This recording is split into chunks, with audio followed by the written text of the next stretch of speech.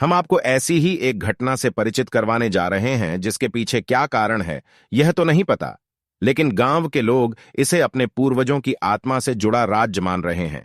गोरखपुर, उत्तर प्रदेश के पास एक छोटा सा गांव है।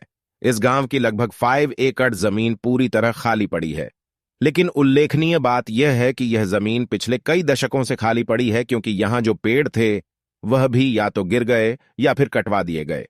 इस जमीन पर कहा जाता है 2 बड़ी बड़ी हांडियां घूमती रहती हैं। 2 हांडियां जिनका मुंह एक दूसरे से जुड़ा हुआ है, और वह इस जुड़े हुए मुंह के साथ पूरी जमीन का चक्कर लगाती है। जो भी उन हांडियों को पकड़ने की कोशिश करता है उसे असफलता ही हाथ लगती है। वह किसी के हाथ नहीं आती और कहां छिप जाती हैं यह कोई नहीं जानता। अब आप सोच रहे होंगे कि या तो यह कहानी मनगढ़ंत है या तो इसके पीछे कोई गहरा राज है। जी हां, इन हांडियों के वहां विचरण करने के पीछे एक गहरा राज है, और गांव वालों के अनुसार वह राज है धन दौलत।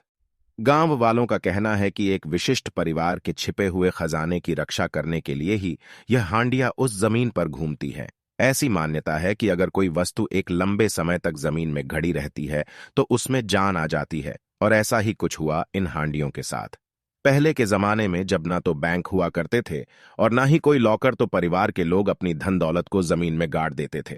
काफी समय तक जमीन में गड़े इस खजाने की जब किसी ने खोज खबर नहीं ली तो वह खजाना जीवित हो उठा और उस जमीन पर भ्रमण करने लगा।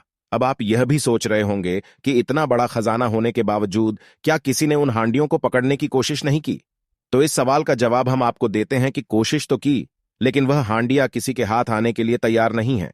कहते हैं इन हांडियों में उस परिवार के पूर्वजों की आत्मा है, और वह जिसे अपने उत्तराधिकारी के रूप में स्वीकार करेंगे उसे ही वह खजाना सौंपेंगे।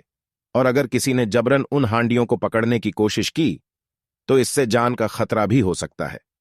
अभी तक उस परिवार की सभी पीढ़ियां इस खजाने को पाने के लिए हांडियों को काबू में करने की कोशिश कर चुकी हैं, लेकिन किसी को सफलता हासिल नहीं हुई है।